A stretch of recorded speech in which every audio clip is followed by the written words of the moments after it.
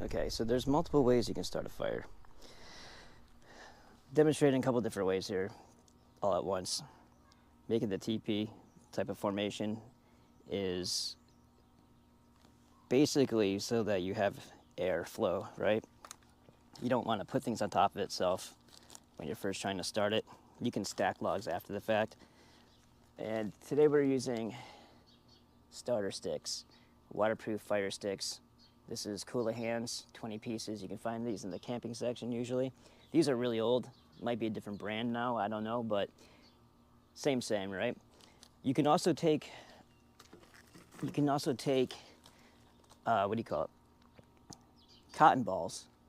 And if you have petroleum jelly, Vaseline, you can coat the cotton balls in that, kind of open them up a little bit, moving them around, scoop up some of the Vaseline and rub it, work it in, and put several of those in a Ziploc bag and put it in your backpack if you're camping. And when you're ready to use one, you take it out, you open up a little bit, you get some kindling, something dry, obviously, if you can find it. And that Vaseline will burn long enough so that even if it's a little damp, it'll keep the fire on it long enough for hopefully some of it to catch. Now, we live in a dry climate. We're out here in Yuma, Arizona, so this is going to be a pretty easy fire to start. I'm going to use the stick. First time I've ever used these before. And I'm not going to try to do a bushman type of fire starting here. We're just going to go simple.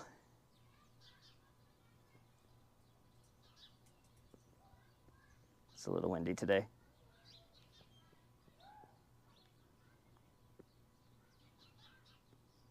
I need a fire starter to start the fire starter. I can see it starting to melt here a little bit. There's some sort of petroleum on this too, it looks like. Just to kind of re-illustrate the fact that that's a fuel. You can see it kind of sweating. All right, so now you got it kind of going there a little bit, right? Now this is very dry. So I'm gonna put it in like this. I'm gonna do like this. Put it in several spots here to get it started, right? Maybe a little bit lower. Now I have a lot of dry kindling here of leaves, so it's gonna smoke a lot at first. And if this shifts around, if this structure shifts around as it's going, that's okay. Just so long as it doesn't collapse on the fire and smoke and, you know, snuff it out, basically smother it. And then I'll put the rest of that there.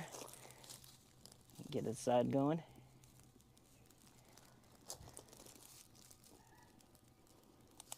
My daughter and I were going to make s'mores when we were on our little vacation this past couple of days, but we never got around to it. So now we have this little thing in the backyard, and I'm gonna get this thing going for her. These sticks are pretty nice. They work pretty well.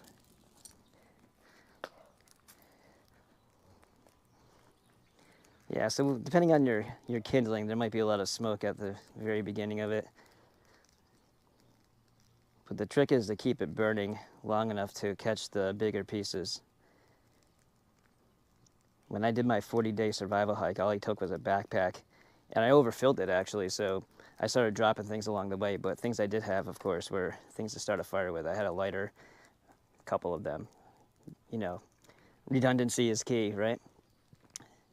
So now you see that this wood here is starting to catch. And it'll shift around. It'll move around as things start to break down. But I just gathered all this stuff up from little brush areas here. We're basically all concrete in the backyard, so it's not like we have a whole lot of kindling or sticks or anything like that, but these bushes over here on this side, you can find a bunch of dead leaves dried up because it's like 110 degrees here, like as an average.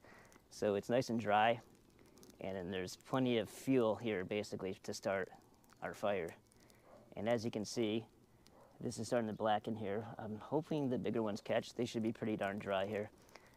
We got a little tiny pile here of really old wood, so we're gonna burn that up today. And there you go.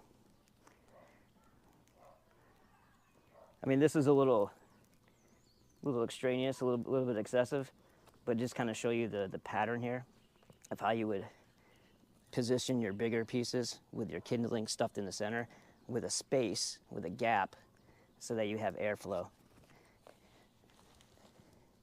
And there you have it. Pretty neat. Now, if it keeps going after the kindling's gone, I did okay. If it doesn't, then I didn't do so okay. And you want something that you can stoke the fire with. You know, you can move stuff around with. Maybe keep an extra piece of wood handy. Something long enough you can kind of poke it around with. This is a little thick, but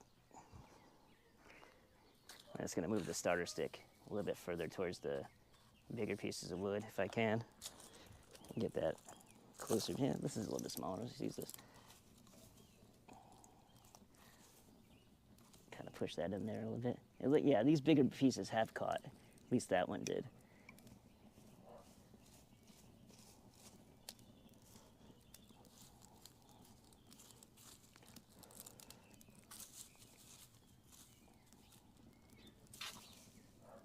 I added some smaller pieces of wood underneath the pile of leaves here too. Something that will burn a little bit longer. Yeah, we're good. We caught. No problems here.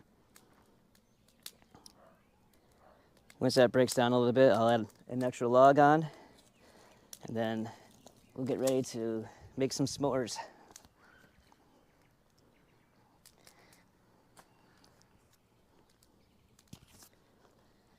And as you can see, the fire's coming all the way up to the top here, so as this burns, it'll shift and break down and fall over and stuff like that. But this has a lip on it. If you're not using a burning pit, like if you're on a vacation or if you're hiking or something like that and you're using something other than a pit, then just don't have things close by, tumbling, timber, you know. Make sure you're not catching yourself or your other belongings on fire in the event that it goes doop, like, because it will do that.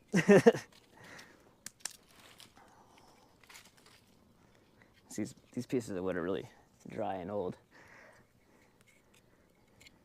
Yeah, it's not really necessary to put it on just yet, but for the sake of video, let's go for it. So this guy over here is burning more. I think I need more on that side. I don't know if another starter stick will do that or not, but there's a little bit of wind going, so I got the smoke coming my direction now.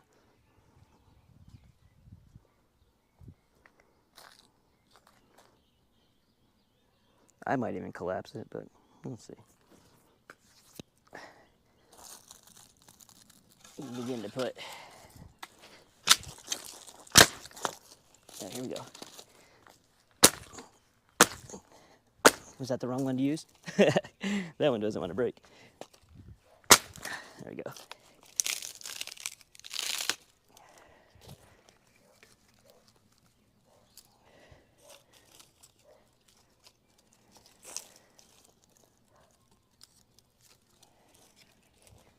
See how you can build it too when you have that little space there, that gap.